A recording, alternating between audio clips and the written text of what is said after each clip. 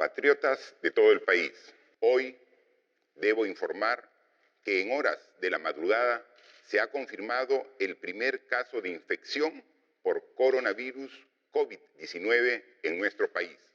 Hemos aprobado en el Consejo de Ministros y de manera unánime un decreto supremo que declara el estado de emergencia nacional. Durante el estado de emergencia quedan restringidos el ejercicio de los derechos constitucionales relativos a la libertad y a la seguridad personales y la inviolabilidad del domicilio y la libertad de reunión y de tránsito en el territorio nacional. Hola, mi nombre es Miquela Melgarejo. Hola, soy María Rojas. Hola, soy Andrea Salcedo. Hola, soy Ariana Orihuela. Hola, soy Claudia Huacasi. Y nosotros somos Capital Humano. ¿Por qué seleccionamos el capital humano como nombre de nuestro equipo? El capital humano detrás de ello solo nos ve como consumidores y factores de producción, un sistema que deja de lado la multidisciplinariedad y la pluralidad del ser humano. Capital humano, eso es lo que eres, eso es lo que soy.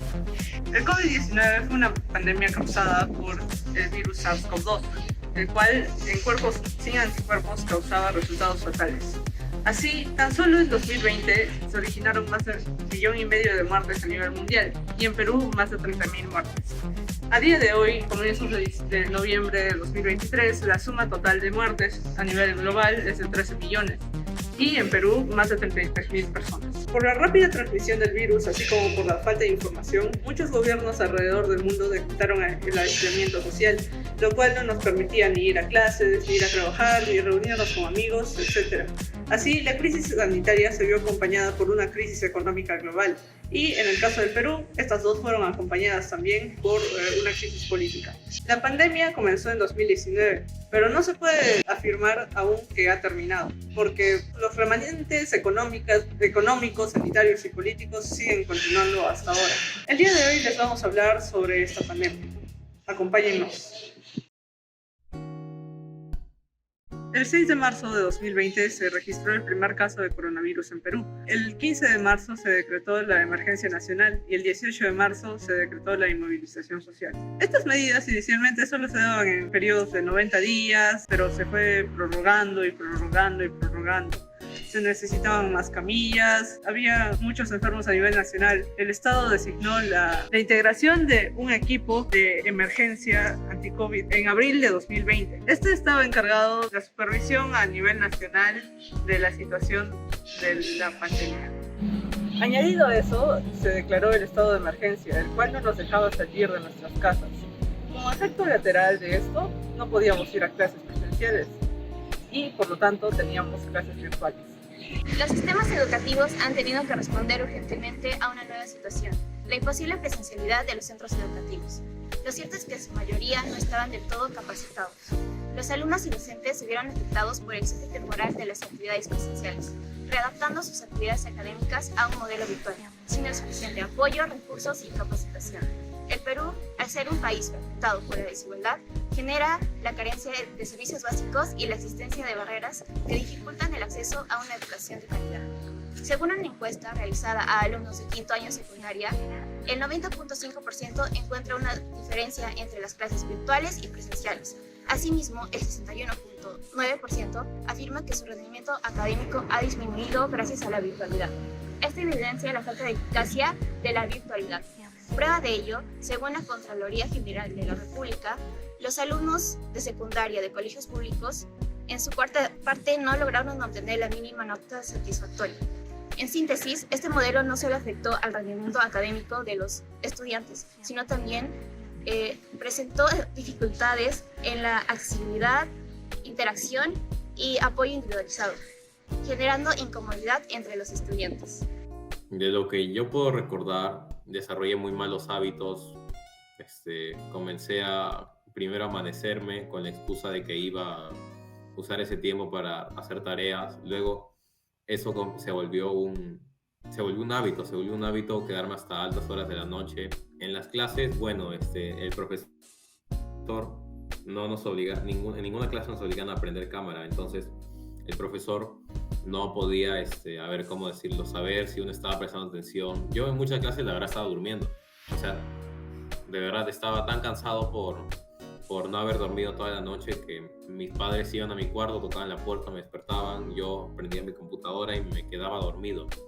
Pero en virtual todo se desesquematizó mucho. Me costó mucho adaptarme de nuevo porque fueron varios meses sin un sistema establecido, digamos, para las asistencias. El internet se iba cada rato, no había luz, la red estaba sobrecargada. Entonces los profesores también se notaba que estaban en crisis y nos transmitían la crisis a nosotros.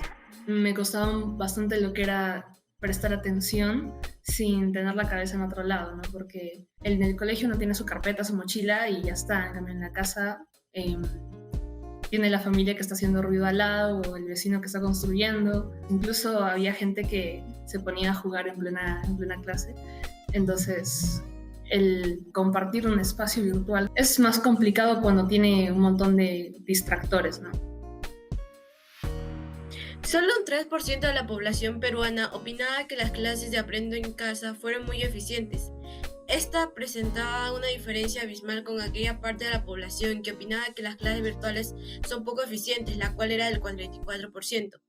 Según una encuesta de Datum para Perú 21 y Gestión, del cual el 73% de los peruanos creyeron que se aprendió menos con las clases virtuales que con las presenciales, luego que el presidente Martín Vizcarra anunciara que las primeras no iban a regresar a la presencialidad. El sondeo también señaló que el 14% consideró que no se aprendió nada con la educación virtual, mientras que un 12% indicó que se habría aprendido de igual forma que con las clases presenciales. De acuerdo con Sebastián Sánchez, las relaciones interpersonales son necesidad básica del ser humano, es decir, somos seres sociales por naturaleza. Por ende, el periodo de confinamiento para evitar el contagio del COVID-19 afectó a todas las personas.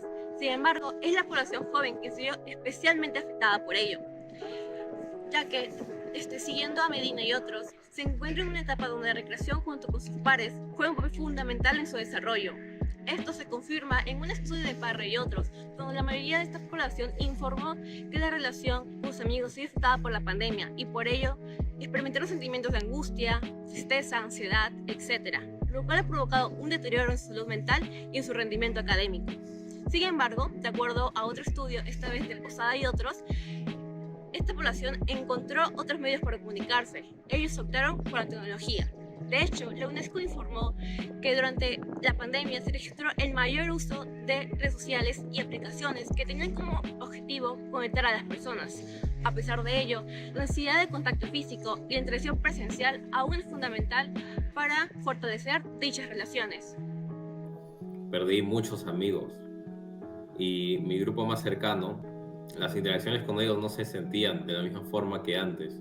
Yo me dejaba de hablar por hasta medio año y luego nos volvíamos a hablar y era como si solamente hubiese pasado, como si ayer hubiese sido la última vez que nos volvíamos a hablar. Es de que de verdad la vida era tan monótona, las cosas se sentían tan poco cambiantes que no había tema de conversación posible. Yo no las sentía genuinas, o sea, no sentía que hubiera en esas interacciones por videollamada o por llamada lo mismo que uno sentiría estando en el patio del colegio. Habían periodos en los que me sentía muy solo, muy distante, sin amigos.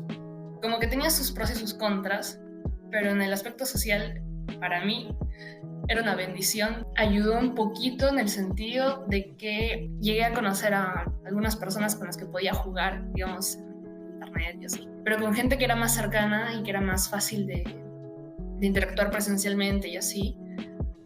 Y aunque a mí y a otras personas no nos guste mucho el contacto físico y así, ahí me di cuenta que, aunque no me guste, soy humana y necesito el contacto. Ahí sí fue difícil y tampoco es que pudiera hacer mucho para mejorar ello, porque la única manera que había era pues, por teléfono, ¿no? Entonces, un poco también supongo la edad y entré en crisis existencial, pero bueno.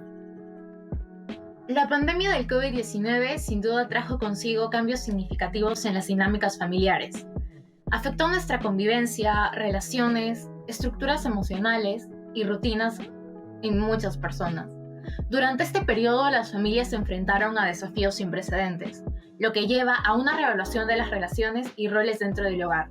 Así que hablemos sobre cómo cambiaron o se modificaron las dinámicas familiares en tiempos de pandemia?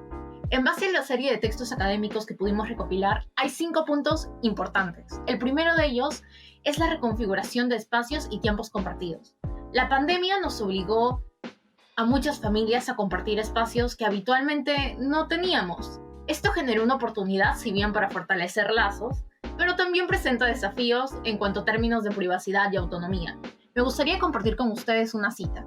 Como señala un estudio de la Universidad de Harvard, las familias experimentaron una intensificación de las interacciones, lo que lleva a una mayor cohesión, pero en algunos casos también a conflictos y tensiones.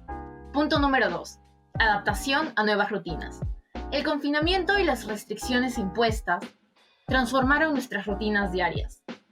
Tareas escolares, trabajo a la distancia y actividades de ocio tuvieron que ser reorganizadas en un mismo espacio y a veces delimitado, nuestro hogar. Según los psicólogos de este estudio, la pandemia obligó a las familias a negociar y adaptar sus rutinas, lo que a veces resultaba en una mejor gestión de tiempo, pero otras veces en estrés y ansiedad. Este punto se relaciona con el que vamos a ver a continuación, el impacto emocional y psicológico. El miedo al contagio, la incertidumbre económica, el aislamiento social, la información falsa que era difundida mediante redes sociales, tuvieron un impacto significativo en la salud mental de las personas. Un informe de la Organización Mundial de la Salud indica que habría un aumento exponencial en cuanto a informes de estrés, ansiedad y depresión entre las personas durante la pandemia, lo que afecta la dinámica y el bienestar tanto personal como en nuestras familias.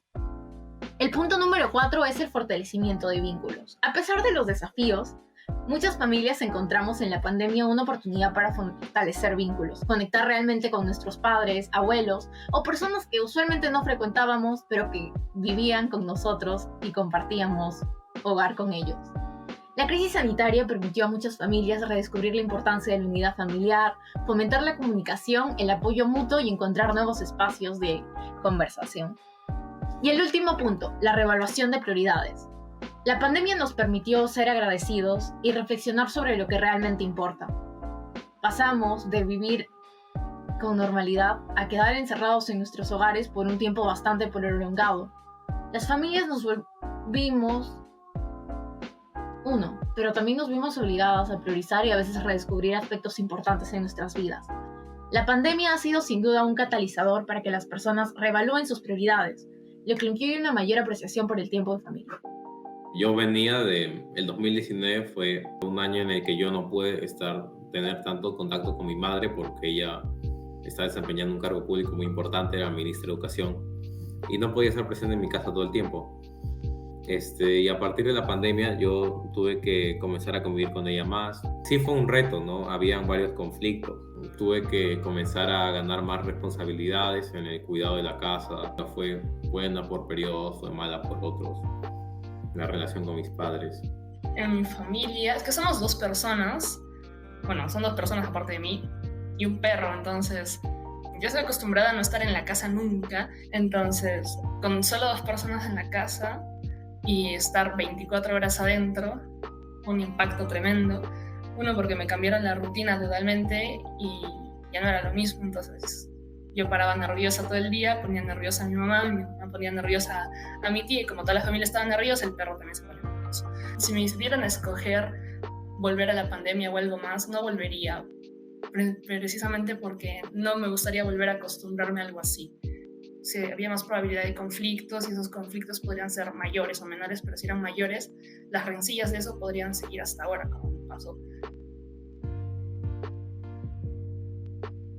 La pandemia inició en el 2019, generando más de 13 millones de muertes a nivel mundial. Esto generó un aislamiento social, asimismo una crisis política, sanitaria y económica. A nivel educativo, la transición a lo virtual generó un déficit en la educación, así también como una disminución en el aprendizaje de los alumnos. Esto también puede ser confirmado por 2 de los entrevistados, quienes afirman que sí tuvieron una disminución en su aprendizaje en la virtualidad. A nivel social, la falta de salidas y el aislamiento generó que tuvieran una depresión y ansiedad. A nivel familiar, como estaban en contacto con su familia y no con sus otros semejantes, esto generó más riñas entre las familias y los jóvenes.